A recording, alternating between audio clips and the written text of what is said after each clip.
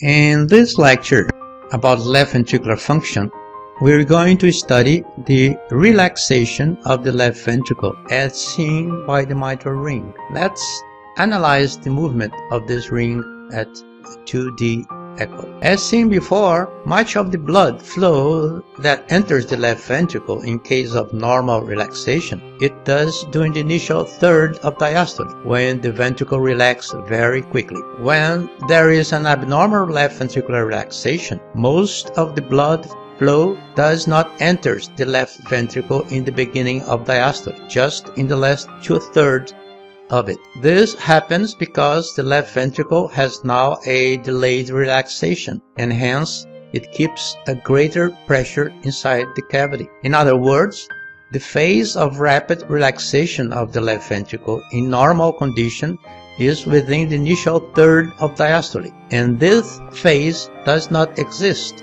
when there is an abnormal relaxation. Now the left ventricle feels much more during late diastole. We can analyze this as if it were an elastic. Studying this region here of the posterior mitral ring, if this region is pulled toward the apex during systole, it has to return to its initial position to the end of diastole. What we are going to look at is how this region returns. This region shows much more movement in longitudinal direction. In normals, we will see that this region will be pulled in apical direction during systole, as can be seen here in case this cursor remains fixed.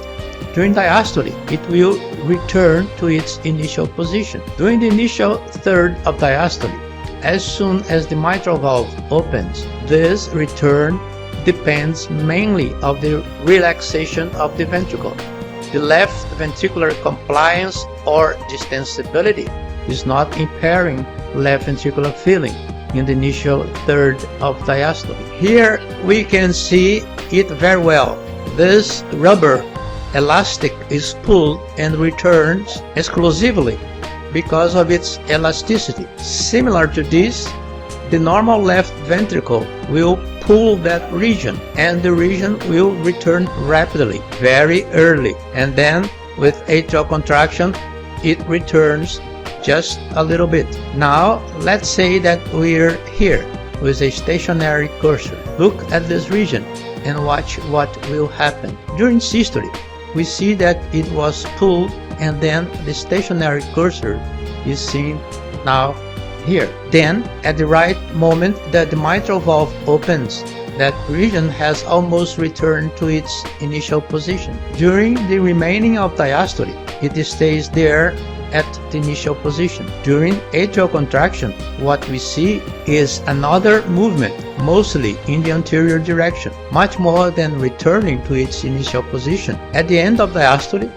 the valve is closed and the region is back to its position at the beginning of systole. Then the cycle begins again. Look at this example. It is in slow motion since it's easier to see. Look at that region as it's been pulled, how it returns immediately to its initial position as the mitral valve opens. Pay attention to it. As soon as the mitral valve opens, it returns quickly to its initial position. Not only quickly, but it returns exactly to the position it was right at the beginning of systole. So the amplitude of this return is much more important than the velocity of it. What we'd like to see is a return almost immediately to the point where it's been pulled by systole. One more example. See the immediate return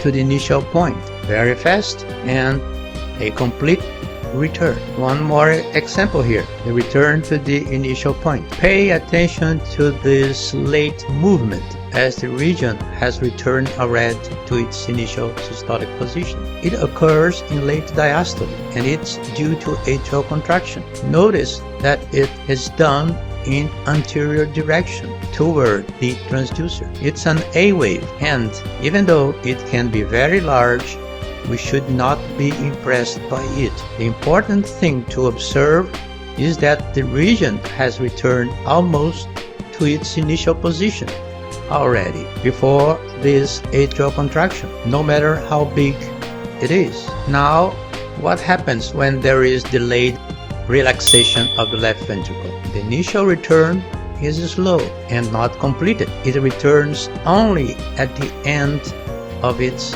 original position. This condition can be seen at 2D echo. The example here is similar to that shown before. Here, that region of the mitral ring is pulled just like in normal. The mitral valve opens, but it does not return.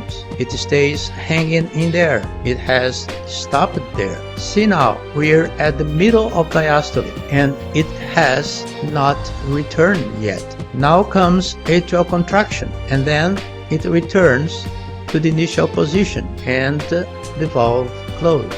See this example in slow motion, how it returns only at the final diastole. It's pulled during systole and then it hangs there, returning only with atrial contraction. It almost has no return as soon as the mitral valve opens. One more example. See how it returns slowly initially and not to the beginning position as the valve opens. Only in late diastole with atrial contraction it returns completely. Another example. After it has been pulled with diastole, it remains put or moves slowly. But more important, it's poor displacement initially. Only with the atrial contraction it returns completely. Much more important than the velocity as it returns is the short returning displacement with the initial diastole as compared with the final diastole. It is a very accurate method to analyze left ventricular relaxation.